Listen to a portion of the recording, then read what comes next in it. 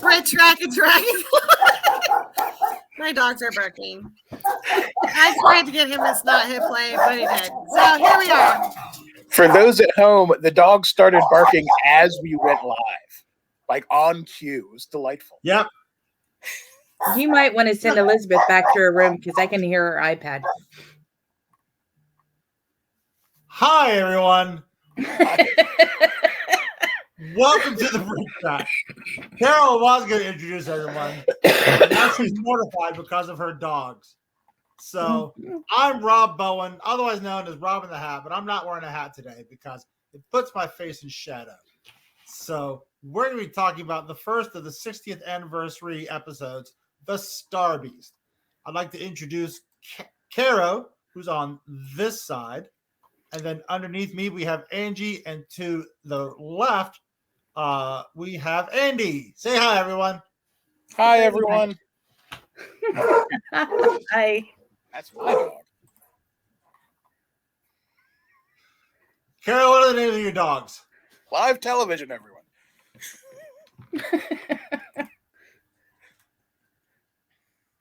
What are the names of your dogs, Caro? We have to know now. They're silver. Silver. Yeah. It's not stop. We're all animal lovers here at the BritTrack. So, go ahead and start it off by getting first impressions of what we think of Tennant back in the role as the Doctor. I thought it was great. Yeah. It was. I will say, as Angela commented when we were watching it, when you first saw him, he looks so old. Yeah. Because it's been close to 15 years since he was the Doctor. Yeah. But he slipped right back into the role. I thought he was amazing as always. It was like watching the episodes of the Who that I was introduced to. Yeah. So it was wonderful. I would agree. I apologize if the dogs were barking in the background again. I was so excited. I felt, I think the consensus online has been that everyone excited and barking to the hills of just how great they feel like it was an amazing special. They feel like it was that Doctor Who was back. We'll have to pause on that. But basically, my dog will not shut up. That it was an amazing special, and I was so excited just to see it in general. Oh, they both just stepped right back into the role, and it reminded us why, the answer of who is the best Doctor companion combo. It's those two. Those two, hands down. Period. Yeah, Donna is my favorite companion, hands down. Yeah, and I'll say they're not my favorite Doctor and favorite companion, but for Doctor companion pairing, hands down, they're the best. For the new series, I agree. Is that the troublemaker, Caro? One of. What? No. This is not the barky one. This is the one that is the snorty one. Yes, I agree. This is the snorty one. He is the snorty very loud. And the barky one that won't shut up, that I think is now shutting up now that I've picked him up, is my older one.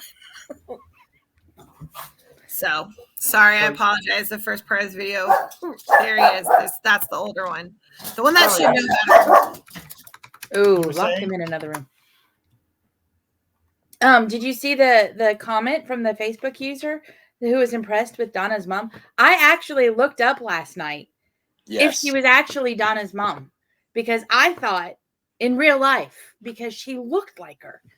Huh. So they did a good job of casting that. Yeah, they did a great job. But I mean, it was the same mom from back in the day. But I mean, she was wonderful.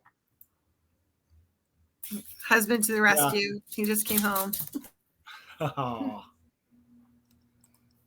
Yeah, the I can't remember the name of the actress who played Sylvia Noble, but you're right. She was just absolutely awesome. And if you guys grant StreamYard like permission through the Facebook app, then it'll allow you to have your name and your lovely little face icon as a Facebook user. So for those of you who are joining us, my dogs have left the room. And so 5 minutes of dog barking may continue. Who knows? No, so apologize in advance because they started having a fit literally seconds before we hit play. But just to say up front that the BritTrack, we're talking about Doctor Who and the Star Beast, and we're reviewing this awesome special in the 60th anniversary of Doctor Who, and we're so excited to just chat about it. And then also we're going to be getting into this at the live convention in 2024. So we are planning to celebrate. I know there's a lot of questions about why wasn't there more content at the 2023 show for the anniversary. We really wanted to wait until we had more content, released for us to review, because there wasn't much other than a couple of photos, so now that we have an episode, we wanted to sit down and like talk to people about that and get into all of it. But I do want to start off, because we kind of mentioned a few things here and there as my dog was always creepy, but I do want to get into the conversation about the opening. The opening in general. We usually do have some episodes of Doctor Who that start off like right out the gate with the opening sequence, and then we have some that do start with like this opening vignette basically before the actual episode starts. It feels like a hard reboot. It feels like another reboot because of the way that they're explaining to the audience, right, about who Donna is and who Tennant is, right, and connecting all the pieces together. And it's very much so an RTD, like Russell T Davies thing to do. So I'd love to just like chat about what you guys thought about that little vignette at the beginning, cutting between. They're not talking at each other; they're talking at the screen. It's going back between the Doctor and not. It reminded me a lot of that beginning scene that Americans got for series 5, where Amy is talking about her imaginary friend. Yeah. I was also going to go to that same spot. It felt very much, it was designed for people who have heard about this Doctor Who thing but haven't actually watched it yet. And you're trying to bring new people into the show and be an entry point for new people. Look at it. It aired on Disney Plus, so it's a new place to air it. So you've got a whole new audience. Absolutely. The opening felt very Shakespeare theater exposition style. Yeah, it did. It was really cool. And you're right. It totally was it was this clear, like different thing. And I love the last two things and I wrote it down that they said. So Donna says, she feels like a storm is about to break. And then the doctor says the story hasn't ended yet. Right. In just commenting on that. What do you think about it? What does the storm suggest? I was half expecting someone to say an oncoming storm. Yeah. Because that's how the Doctor's referred to by draconians. That can't have been an accident. No. Yeah. Because there's not a lot that's been released for the second episode, right? There's been a few little like in there. There's more for the first and the last, because the cat's out of the bag with Neil Patrick Harris's character, right? So it's interesting that they make this comment and it's like, okay, wait a second, what is this getting at? It's interesting because I've heard that RTD specifically did not want things to leak for the second episode. Yeah. That tells you something. Yeah. Nothing works. I don't know what it is. But I think that's the excitement, is that there's all these nuggets of really cool things. So we get the opening sequence. What do we think about the opening sequence? It's new. It's very different. It's very, very different. That title sequence is awesome. Yeah. There's some Disney money spent on that. Yeah. Disney money spent on that. I think so. Yeah, absolutely. I thought it was really cool. I love the colors of it. I liked the nod to Tenet's era opening sequence. There's a lot of that's in there. And it brought me back. It was almost nostalgic without being nostalgic. In its own kind of little way. I don't know if I'm assuming that was on purpose.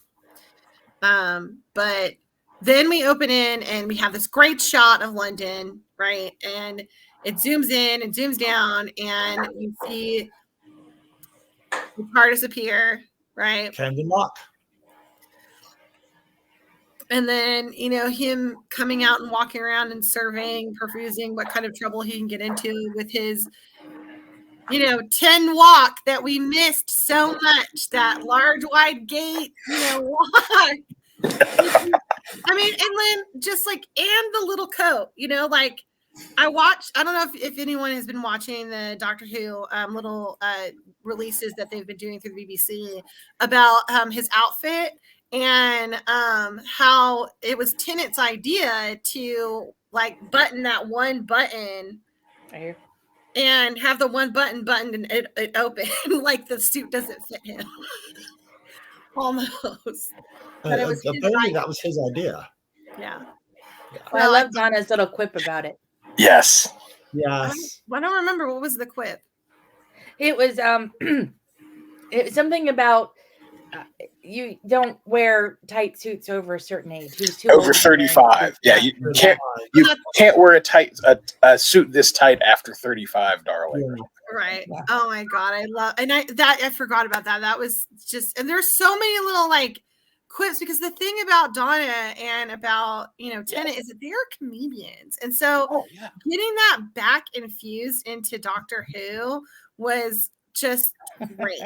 So subtle things like, oh yeah, right. You're right. You're totally right, Christian. He does look like he's trying to fit into a tie. It's kind of a Chris Farley moment, right? like that he can. It's so good. I mean, his hair, the fact that he's aged, the stylizing of, his suit, it's reminiscent of, 10, but is this 10 or is this,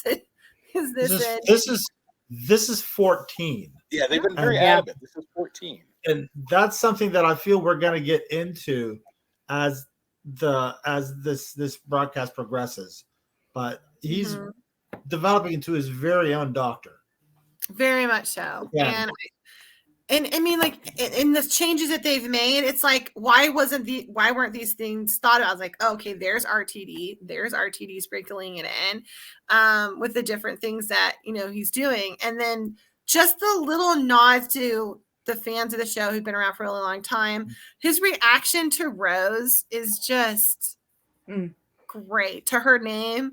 And her saying Rose, and calling her daughter over. And it's so funny, because I don't know about you, but when they released the photos of the cast, right, for the 60th,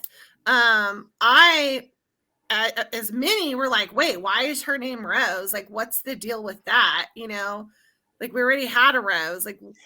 What's going on? And I think his reaction was everybody else's reaction. Even though he's turning into his own Doctor, he still has his same manner as Mrs. 10. Yeah, that is very true. I would agree with that 100%. Yeah, there's still a lot of 10 in there. Oh yeah, I think you can't. This Doctor is, at least in the one and a bit episodes that we've seen him in, because let's not forget the Children in Need special. Yeah. He is a little less obvious, especially in this episode. He was way more behind the scenes than he usually would be. Yeah, the way he stealthily broke into the steel works and got out and stuck on the back of the unit truck. Yeah.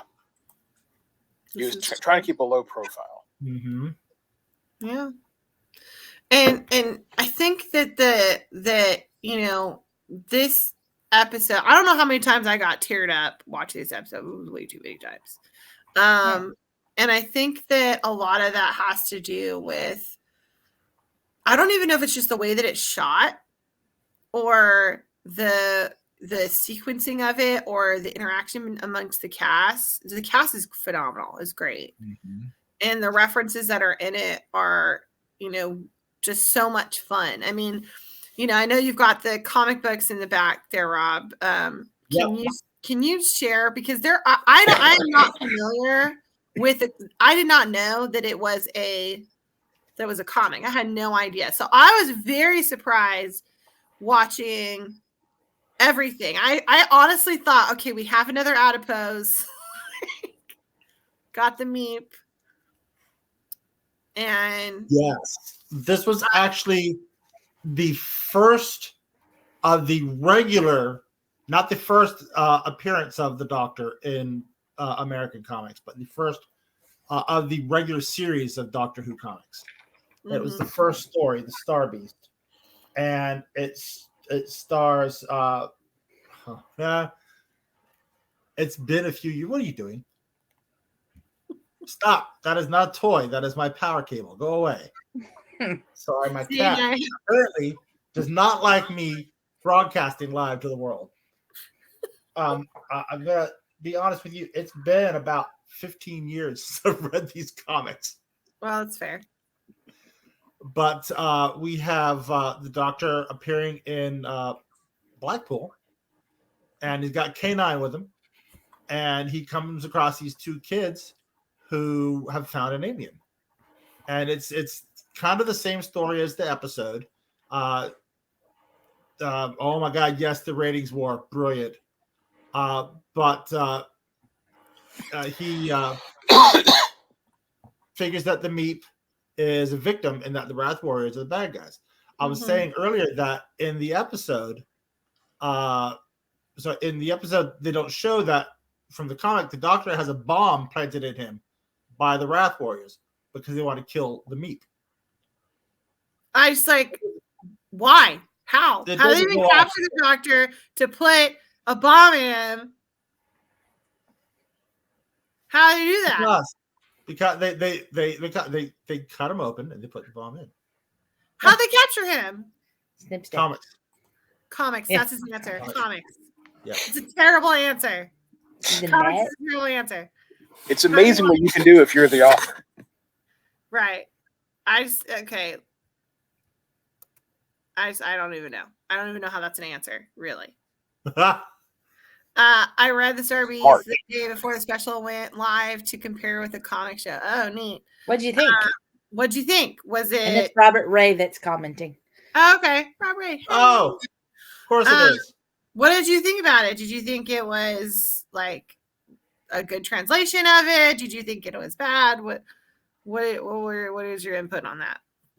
I thought it was a great translation to translate to television, because the comic, it's great for the comic. It's divided into over 2 episodes, and of course in the comics they also have a separate Doctor Who universe thing, where it's not the Doctor, but it's like a Spider-Man or a Dalek or something like that. But for translation television, I think they did a good job. I especially love when he reaches into his pocket and pulls out the solicitor's wig. Right. Yeah. It's a great reference back to the Stones of Blood, 4th Doctor, First Romana, during the Key to Time sequence, when he does the same thing, pulls out his wig because he's kind of on trial. And it's just those little nods are in there are just so great.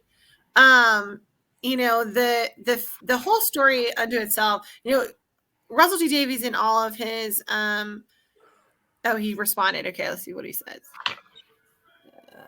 Going in cold without reading the comic when they first mentioned this sentient star that went mad. I totally thought it was a reference to Burn With Me episode. Oh, yeah, that's fair.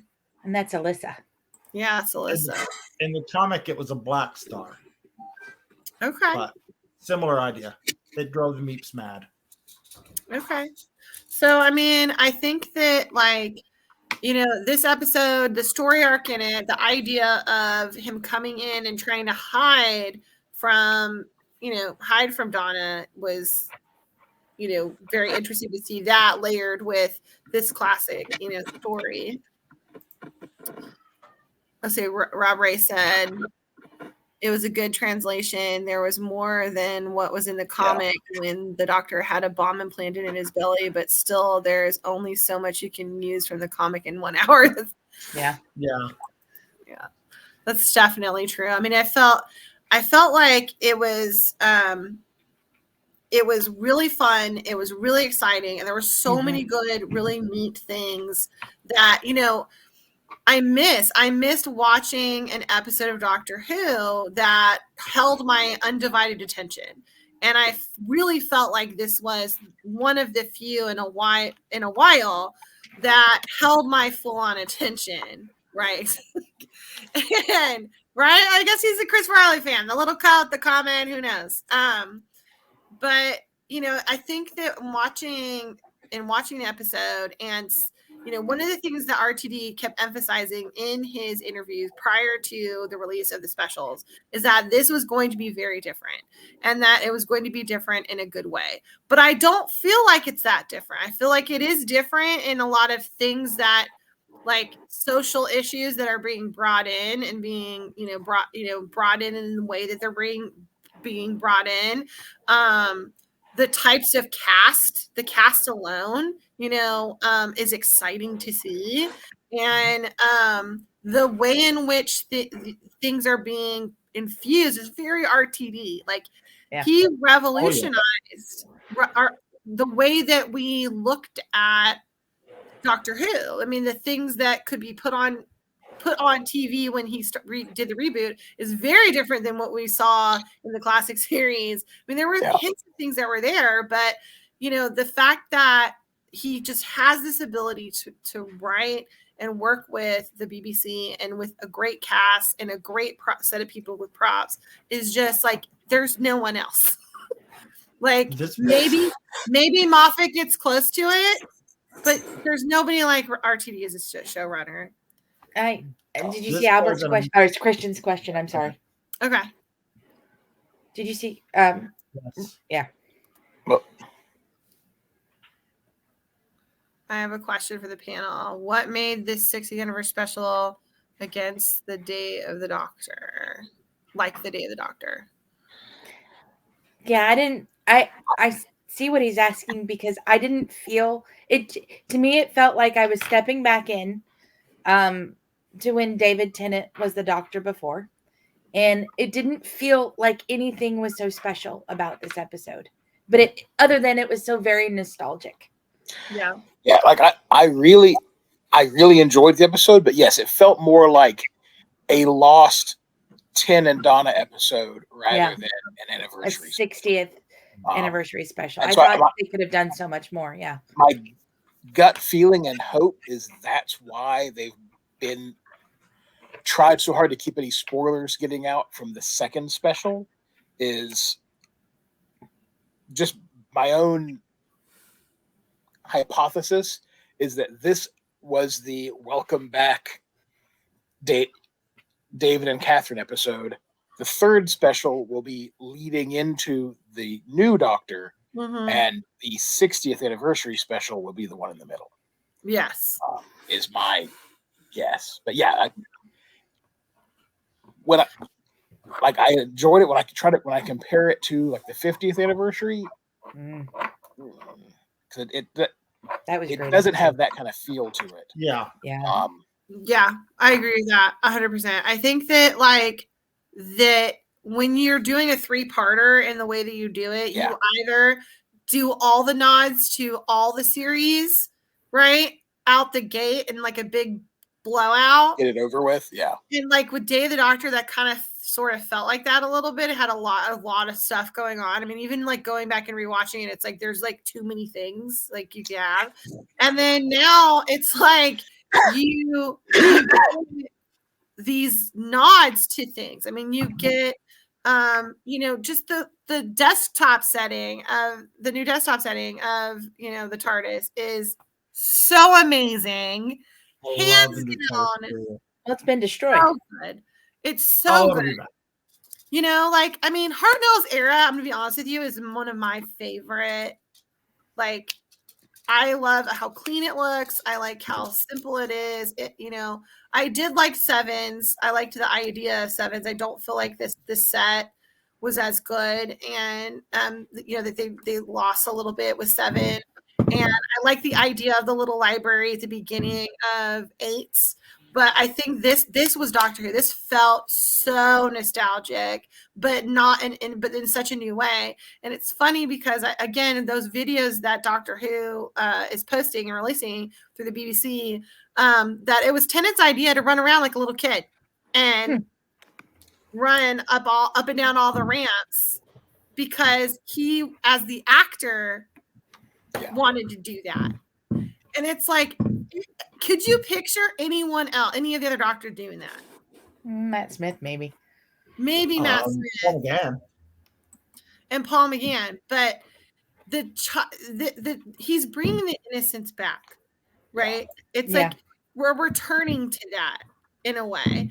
Even with the quips between him and Donna are just, they're so good.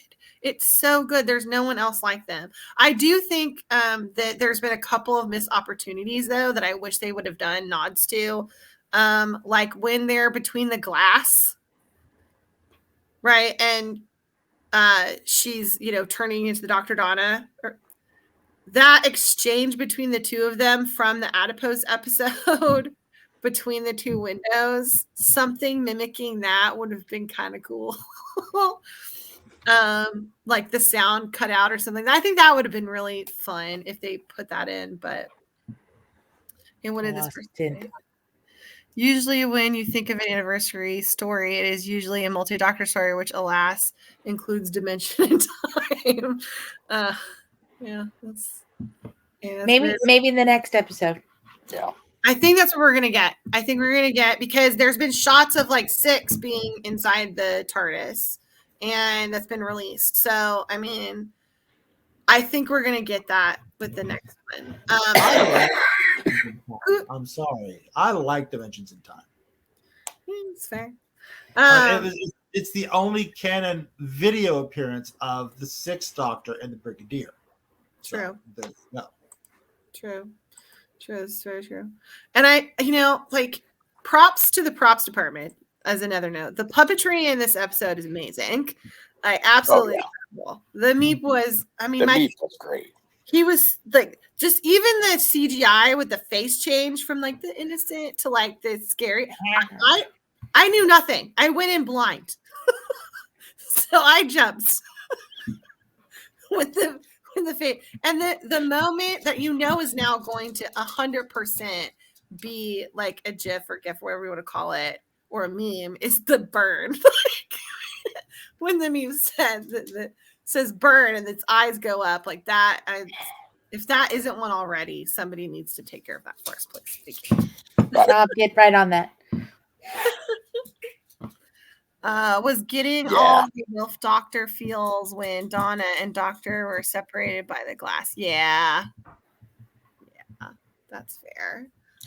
I do have to give them props. I also purposely went in completely blind, spoiler free. When I first saw the Meep, my thought was they ought to make this one actually be evil, but since Disney is involved, it's probably going to stay good and fluffy and sweet so they can sell stuffed animals. Yeah. So I was pleasantly surprised. Well, see, I think they made up with that with the gonks that Rose makes, because again, I'm telling you, if you're not following Doctor Who or the BBC and seeing these little like behind the scenes clips that they've been releasing, like you are totally missing out. You're 100% missing out. And one of them was of the props designer, and oh my god, I forgot her name. What's his name? Tilly? No. My brain just blanked out. Rose's name?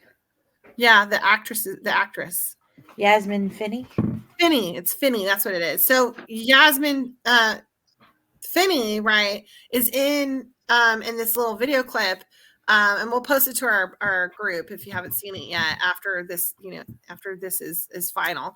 But they go into her little shed, which by the way is adorable, and goes through her business with the gonks and how she went about designing it and coming up with ideas for it. And you get to see a little bit more and close-ups of like her little ood that she makes and her adipose. And she even has a weeping angel, which wasn't focused on in the shots that were done for the episode. So it's like things like that I'm like, who's gonna make me one? And why is it not on the internet yet? So if we don't see versions of those being sold, coming soon to an Etsy near you. Oh yeah, either an Etsy near you, or they're going to be like the new Squishmallow or something like that. Like, yeah, Rob, get right on that. I have a friend who I was chatting with earlier today. He's not able to participate in this because he's working, but he said that he found it quite a coincidence that the TARDIS interior is so big. Now that Disney has taken over, he wonders if there's going to be a ride. Probably. I mean, maybe at some point. We'll see. Down the road, yeah. If it does well, yes. Yeah. Yeah, I mean, I know that years ago there was that rumored theme park sponsored by the BBC that was supposed to have rides based on Doctor Who and Sherlock, but of course it kind of got delayed. Absolutely. So we have any more comments? I'm absolutely giddy with excitement knowing that Wild Blue yonder is a complete mystery. It reminds me of going in blind watching classic 2 on PBS. Yes, I 100% agree that it's really exciting. This episode I feel like was so exciting in so many good ways that this next episode, okay, A, prepare to laugh your behind off. B, be prepared to cry at least because it's going to happen. If you did not cry watching this first episode, I got nothing for you. I cried like 3 times. I didn't cry. That's a lie.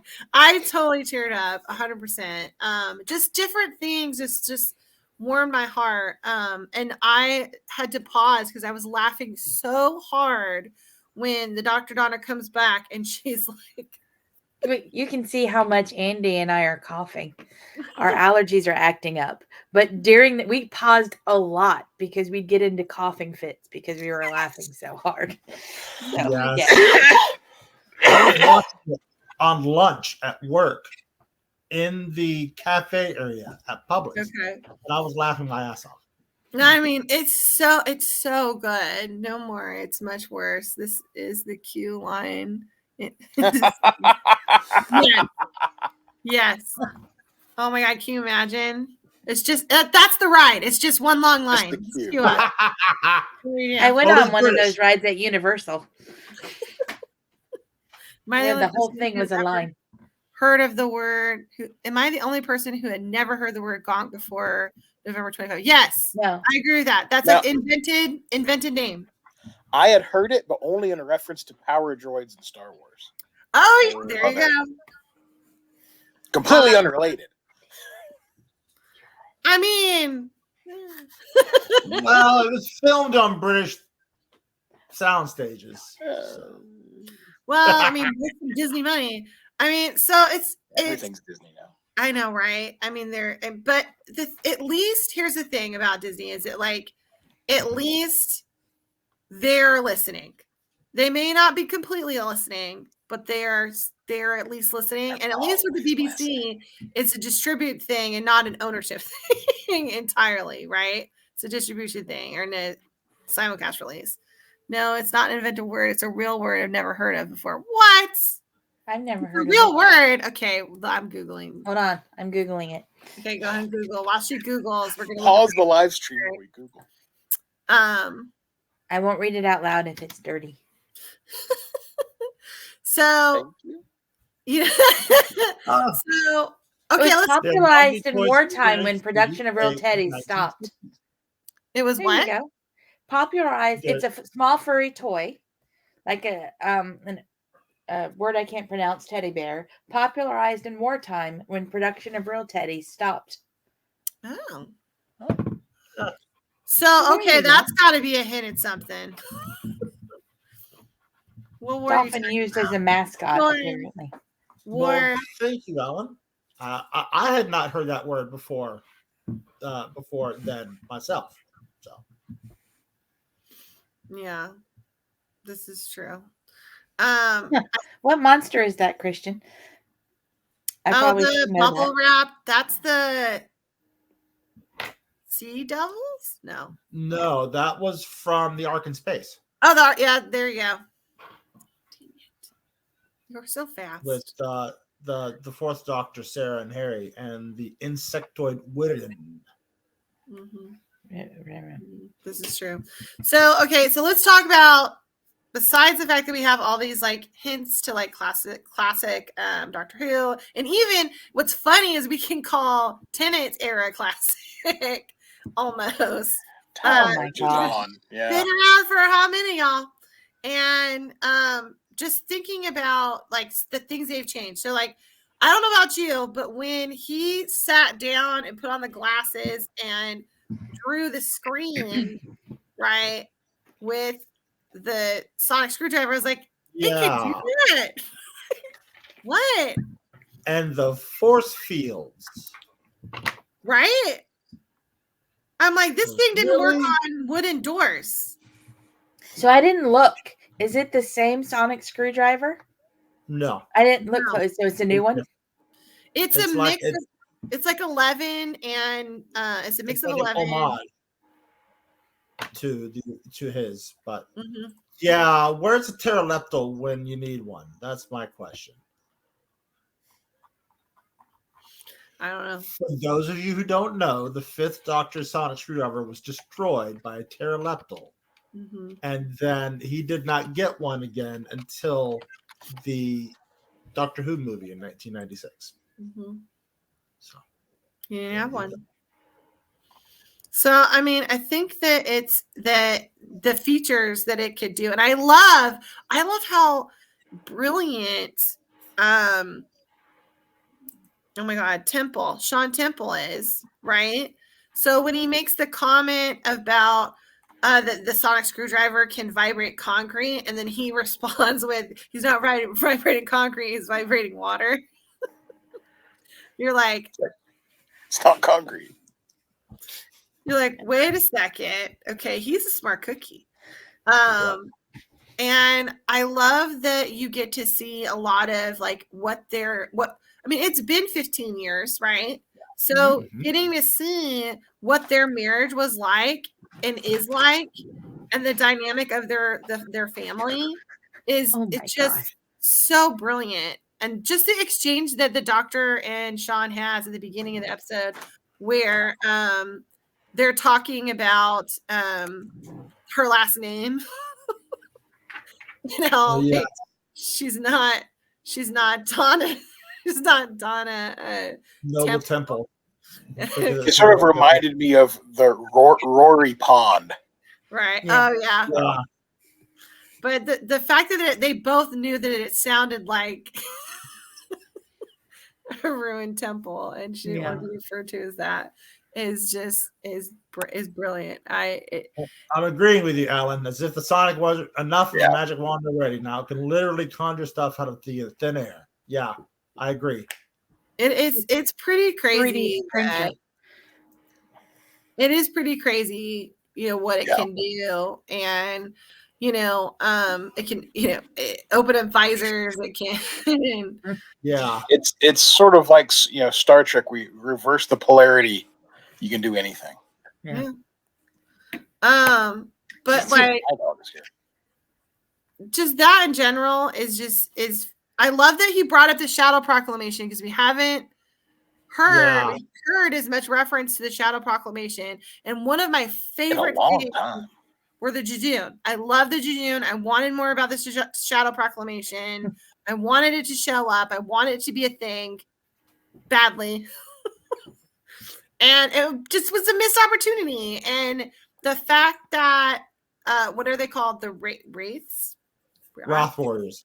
Wrath Warriors. That the Wrath Warriors are hunting down the Beep of the Meep, which, by the way, if I don't get a bumper sticker that says I'm the Beep of the Meep, I got nothing. Like, we got to make this happen. Just in general, seeing them talk about the Shadow Proclamation and well, do you, what did it say? Well, you did get a Judean Hawk. A Judson Hawk, that's true. A Judson Hawk. What's a Judson Hawk? I don't know. Is that like the gonk, I think. Gonk? Oh, that's right. Gonk. Autocorrect. Yeah. Jadoon, silly autocorrect. Okay. Jadoon Gonk. That's true. There was a Jadoon Gonk. There was, and now I want one. Like, but the fact that, like, you know, we don't know enough about the Shadow Proclamation, right? And just getting to see Unit more, even though they look like just like members of Spaceballs. Like, you know, they did. It feels like they've been teasing us with more Unit for, you know, 10, 15 years. They'll sort of show up for an episode or two, and then we won't see them. And then they disappear. Yeah, I know. We need a Unit series. You know, we're getting a lot of hints at Unit stuff, and so. Am I the only one who was waiting for Martha to show up leading Unit again? Yes. Yeah. Well, Torchwood, but yeah, like absolutely. You know, something. There are rumors of a Unit series coming. Don't insult Spaceballs like that, is what Christian said. It is not an insult. It's a compliment. It's a nod. But I mean, like, just overall, the frustration that the Doctor has by not having his best friend is like heartbreaking at the beginning of it. Yeah. And then when you finally get to, you know, to this reveal and you get the comments, I so appreciate a lot of the things that were infused. I love that we get, you know, an actress in a wheelchair. I love that we get, you know, these comments about binary and non-binary. I love that we get these, you know, addressing issues that, you know, I think that's what's making the show is what RTV was talking about, making it different, but still making it a little bit of the same. And I think that we get to see all these cool different things that it's like, has he been sitting on this since he left? Like, are these things that he's wanted to put in the show and mix everything together? It's so exciting. And it's so good. Unit even apparently has an Avengers Tower now. I know. I totally said that when we were watching the episode. I was like, is that the Avengers Tower? Like, exactly. That wheelchair was amazing. Like, it was like something out of Bond. It was so good. Like, it was such a unique way of doing it, and so much fun. Like, the actress was just lovely.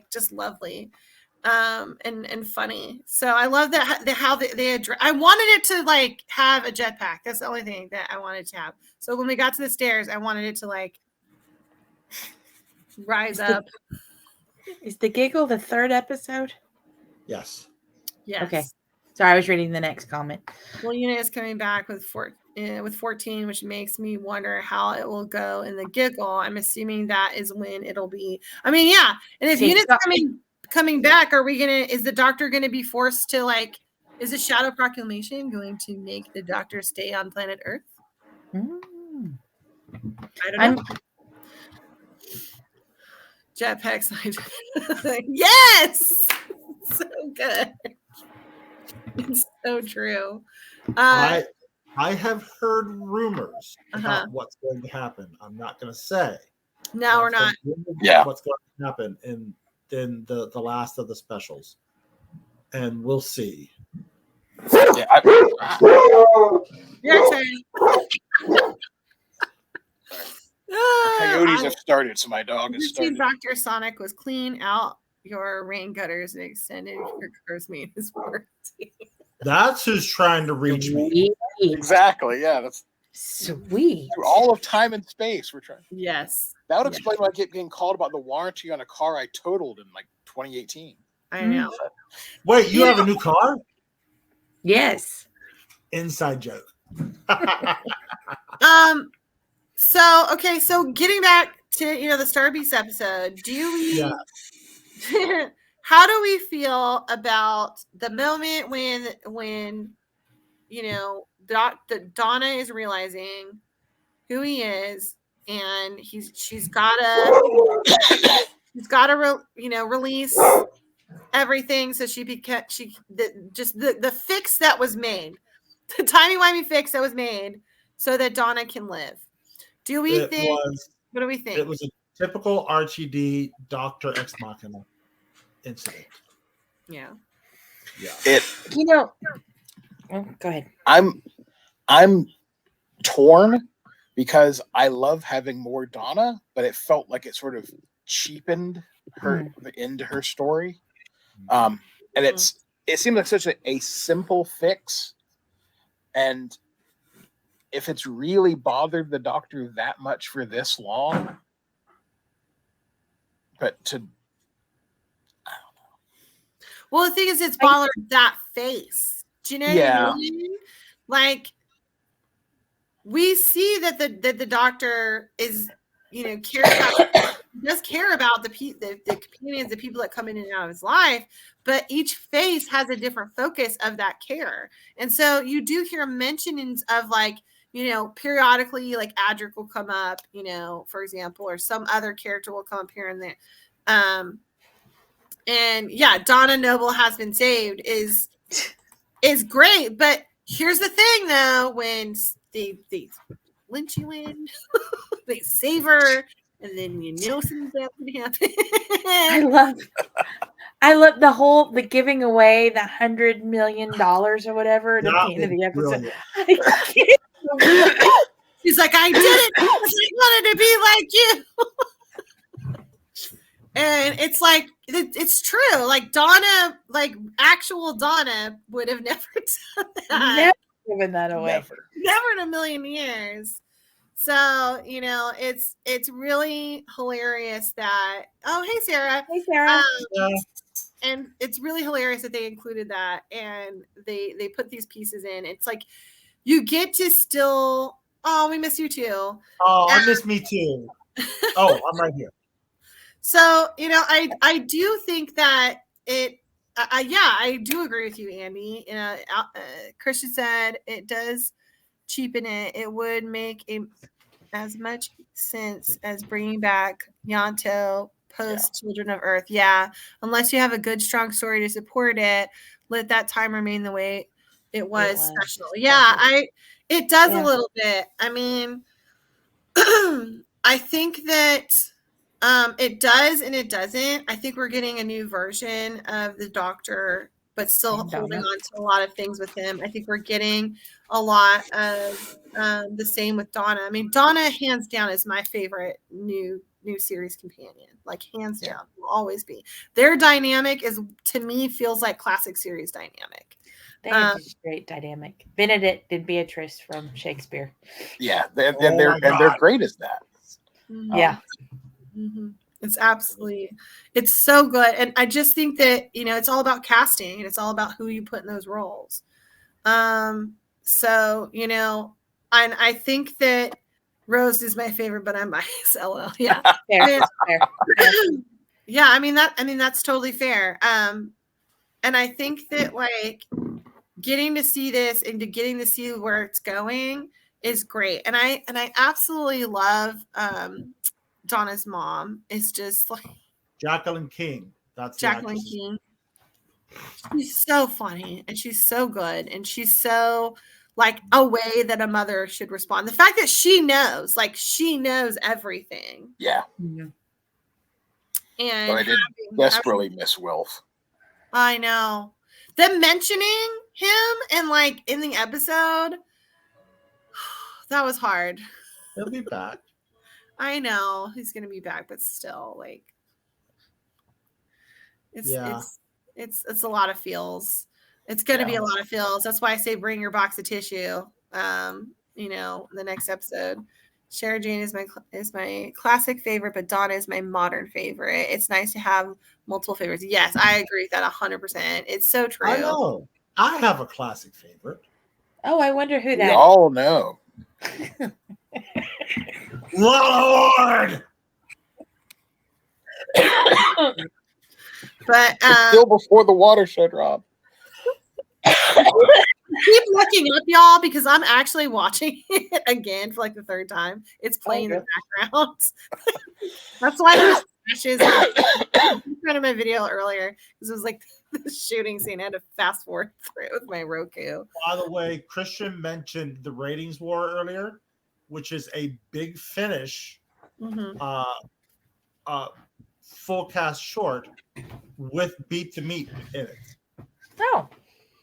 Okay. And so, it's not a full 4-episode story, and it's very, very cheap if you want to go to Big Finish. They also have an audio adaptation of the original Star Beast. Oh. Which you can get as well. So do you hear the surgery? I'm sorry? Do you hear the surgery? Does the doctor scream? No, he just shows up with a bomb inside of him. He's like a Russian nesting doll for like one episode. He just shows up like, surprise! You're gonna be those words later, by the way. I can't. That's so crazy. That's so crazy that in the comics that the doctor has a bomb inside of him. I can't. As it was said to Harriet Jones, yes, we know. That's true. I love the one that you skipped, the addict. Laughing. Oh yeah, I know. Christian's giving me. You need to. He's giving me. Yeah, I have a problem. Okay, leave me alone. I need my Doctor Who.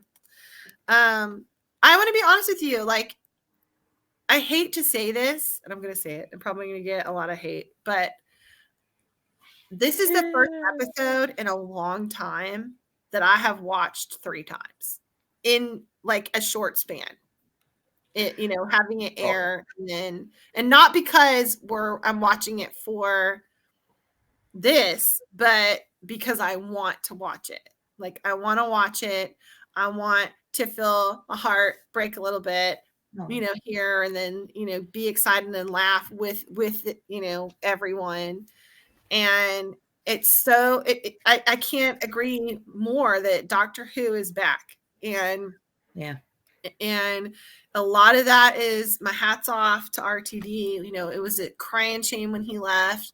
And, I think Moffat did a pretty good job with what he was given. I love the Moffat era. Myself. I do too. I do think that, I wish there was more that could have happened with Jodie's era. I think she got she got the shaft. She got the shaft. And a lot of that is because of the writing. I mean, COVID, like that. She was great. I mean, I love the idea of her. And the first couple episodes, I loved her as the Doctor. But then I honestly haven't watched it because I didn't like being preached to. So I didn't look forward to the next episode. Unlike I'm looking forward to the next episode of this. So I'm really I'm so excited. It does feel like the show that I loved is back. The last 2 seasons just haven't been my favorite. Yeah. I mean, we're all gonna watch it. Like, we're gonna watch it because we're gonna watch it. But watching it and like really loving it and wanting to rewatch it so that you can get those quotes, you can get those little moments and catch and be like, wait, what was that again? I feel like it's finally back, and we're getting a lot of really cool things out of it. It is nice to want to watch Doctor Who again. Yeah. Like, I'm excited for Saturday. Like, I am like, I didn't realize how excited I am for Saturday. And normally I'm kind of like, lately the past couple of years I've been like, okay, yeah, it'll be good. And then, but now I cannot wait. I'm gonna be there, like ready to play. You're at work again. What? You're gonna be at work again, Rob? Saturday, yes. So we have a cookie rally. Guess what? It's Girl Scout cookie season. And we have a cookie rally on Saturday. So we'll have to watch it in the evening. Yeah. You have a munchkin behind you. I do have a munchkin behind me. Say hi, Uncle Rob. Hi, Elizabeth. Say hi, Caro. Hi. Say hi, BritTrack. Say hi, BritTrack. All right. But so the end of the episode, right? We get to reveal is right. You to be okay. I'm gonna mute you for a second. You mute. Mute him. He's coughing, poor guy. So allergies for the both of us. When you're no dying on camera. No dying, period. Right. We still gotta watch next episode. You can't die. Exactly. Yeah. Don't ruin it for us, Andy. So, how excited were you guys? We did briefly talk about the desktop setting and getting to see the two of them re-enter. And just the quipping and some of the other features, like the coffee machine. Yeah, that was funny. Short-lived coffee machine. The short-lived coffee machine. And looking at regeneration on camera. I don't think he would regenerate. No, he would regenerate. But also regenerate. So speaking of regenerations, like. The fact that they just hold hands and like release that energy that would have like killed her. Dr. Ex Machina. Right, yeah. I guess. Yeah. I mean, it's one of those things that's just gonna be a thing, I guess. And you gave me a hard time over my explanation of comics. Doctor Who is Doctor Who, that makes more sense than just comics as an answer. I'm sorry. Like maybe he could regenerate a topic. No, that's okay. I think at this point, I'm a little bit healthier than that. The coffee. Oh my god! Yes, it was so bad. And okay, question: was it intentional or not? Did she intentionally go oops, or did she actually accidentally? Maybe we'll find out in the next episode. Theories. I've watched it a couple times and I can't tell. Just like I think it's good she didn't drink it, considering how it flamed up. Oh my god! Oh yeah. What was it made of? Oh god! Right? It was time coffee. It was made by someone in my office. That was horrible. The vehicle. Out by a box of Folgers crystals. Yeah, really. But was it Folgers crystals? Really? I mean, it could have been one at one point. Oh, see, that's a great theory. That's a great theory that the toy maker did it. I don't know. I mean, we do know that a boss is mentioned, right? Like there is an upper level baddie that's mentioned. Is that the toy maker? Is it somebody else?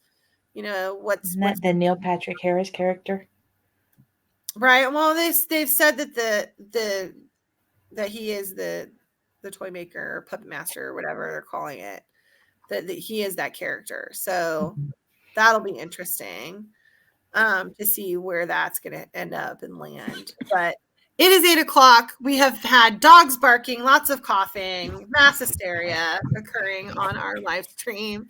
And we cannot thank everybody enough for joining us as we reveal and celebrate the 60th anniversary of Doctor Who and the return of Russell T Davies and our nice roundels that we love oh so much, and all the new shiny new things that the sonic screwdriver can do.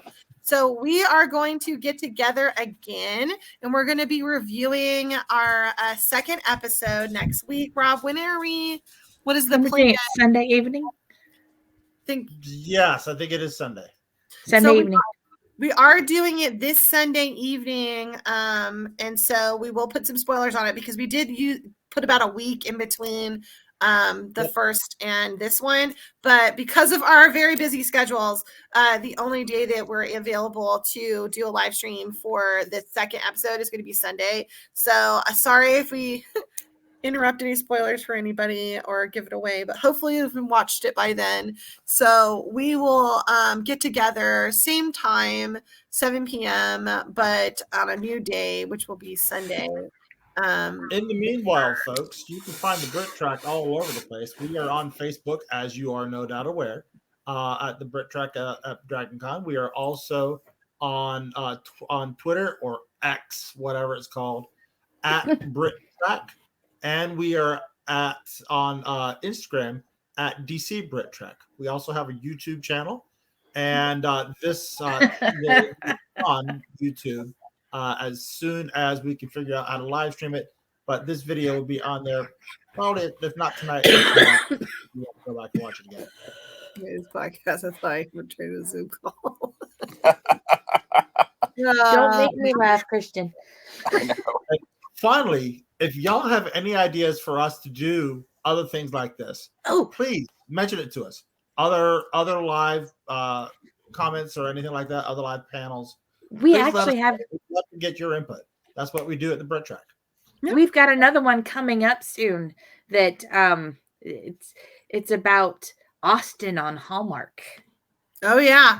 So we do plan on releasing Jane Austen on Hallmark, which we're actually really excited about and excited to talk about. So, of course, as always, from our family to yours, we hope you stay safe and that you have a wonderful and magnificent holiday season. If you can make it out on Sunday at 7 p.m. for our review of the second 60th anniversary special, we would love to see you there. If you're watching this after it aired and you missed out, please feel free to join it in the conversation by commenting in the comments. And we hope to see you all very soon. Please stay safe, take care, and bye, everybody. Happy Hogs Watch, everyone.